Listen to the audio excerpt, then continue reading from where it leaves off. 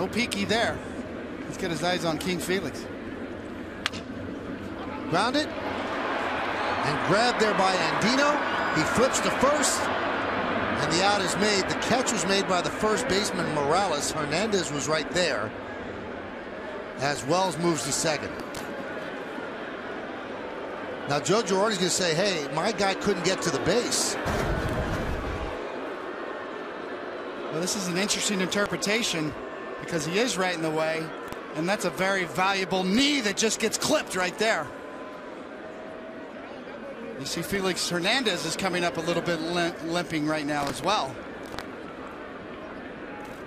Now Alan Porter, the first base umpire, listening to Girardi, is now going to check out with the other umpires if in fact Overbay had nowhere to go.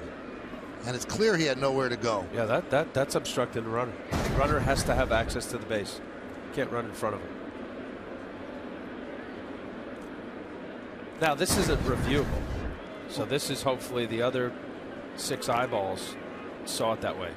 You see King Felix in the way, can't step on the bag. Unintentional. Yeah, Andino's acrobatics kind of threw both the first baseman Morales off and King Felix. And when I say reviewable, home runs are reviewable with video or replay.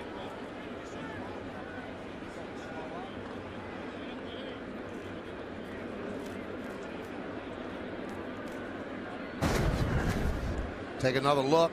There's Hernandez right in the way. Now, is there interpretation that he would have been out? Does that factor in? Well, I'm sure it probably does.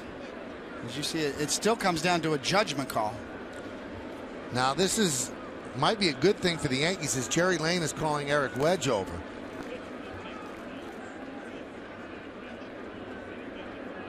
Also, Lyle Overbay actually did the gentlemanly thing and tried to avoid Hernandez. If you're in the baseline, he could run right up your back and knock you down if he wanted.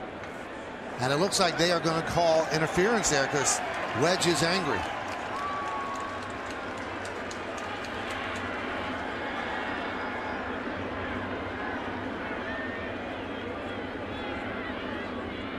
That's Hunter Wendelstedt talking to Eric Wedge. Veteran umpire along with Greg Gibson.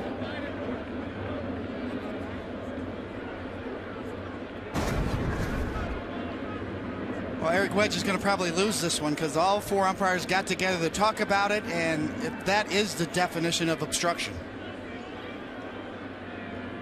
So the issue is that whether he was there or not, he would have been out, but it still inhibited him from being able to tag the base. You could always make the argument, Al, that the reason that he was out at first is he slowed down because the guy was in the baseline. So you can't really say, well, he would have been out. He likely would have been out. Yep.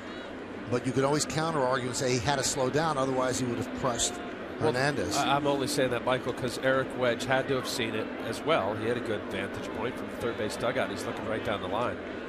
So he knew his pitcher was in the way. You can almost see Hunter Wendelstedt's lips there. He was in front of the base, in the baseline. Don't need a lip reader for that.